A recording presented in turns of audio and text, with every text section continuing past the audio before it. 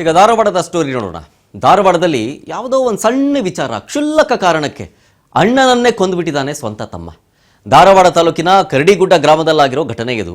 ಮನೆಯ ದಾರಿಯ ವಿಚಾರಕ್ಕೆ ಸಹೋದರರ ಮಧ್ಯೆ ಜಗಳ ಆಗಿದೆ. ಅಣ್ಣ ತಮ್ಮಂದಿರ ನಡುವೆ ಜಗಳ ಆಗಿರೋದು. ಆ ಜಗಳದ ಸಂದರ್ಭದಲ್ಲಿ ಅಣ್ಣ ಮಲ್ಲಯ್ಯ ಚಿಕ್ಕಮಠ ಚಾಕುವಿನಿಂದ ಹಲ್ಲೆ ಮಾಡಿರೋದು. ಇಷ್ಟೇ ವಿಚಾರ. ಮನೆಯ ದಾರಿಯನ್ನ ಬಿಟ್ಕೊಡೋ ವಿಚಾರಕ್ಕೆ ಸಂಬಂಧಪಟ್ಟಂತೆ ಏನು ಸಣ್ಣ ವಿಚಾರ ಅದು. ಅಟ್ಲೀಸ್ಟ್ ಆಯ್ತಪ್ಪ ದೊಡ್ಡದು ಅಂತಾನೆ ಅನ್ಕೊಂಡ್ರು. ಏನ ಬೇರೆ ಬೇರೆಯವರ ಅಣ್ಣ ತಂದಿರು ಮನೆ ಜಾಗದ ವಿಚಾರದ ಮಧ್ಯೆ ಜಗಳ ಮಾಡ್ಕೊಂಡು ಚಾಕು ಚುಚ್ಚೋ ಲೆವೆಲ್ಗೆ ಬಂದ್ರು. ಅಣ್ಣ ಹಲ್ಲೆ ಮಾಡಕ್ಕೆ ಮುಂದಾಗಿದ್ದಾನೆ.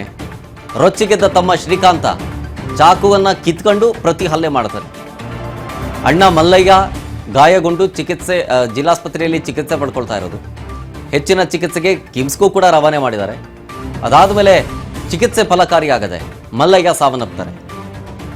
ಈಗ ಓವರಾಲ್ ಘಟನೆ ಆದಮೇಲೆ ಆರೋಪಿತ ತಮ್ಮ ಶ್ರೀಕಾಂತ್ ಎಸ್ಕೇಪ್. ಸ್ಥಳದಲ್ಲಿ ಎಸ್ಪಿ ಗುಂಚನ್ ಆರ್ಯ ಭೇಟಿ ಕೊಟ್ಟು ಪರಿಶೀಲಿಸ್ತಾ ಇದ್ದಾರೆ. ಧಾರವಾಡ ಗ್ರಾಮೀಣ ಠಾಣೆಯಲ್ಲಿ ಪ್ರಕರಣ ದಾಖಲಾಗಿದೆ.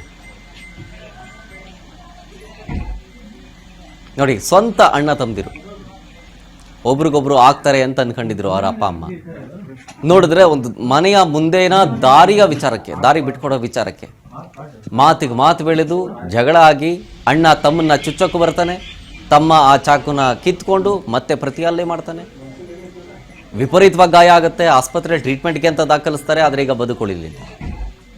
ಅಣ್ಣ ಮಸಣ ಸೇರಿದಾನೆ, ತಮ್ಮ ಪರಾರಿಯಾಗಿದ್ದಾನೆ. ತಂದೆ ಮನೆಯಲ್ಲಿ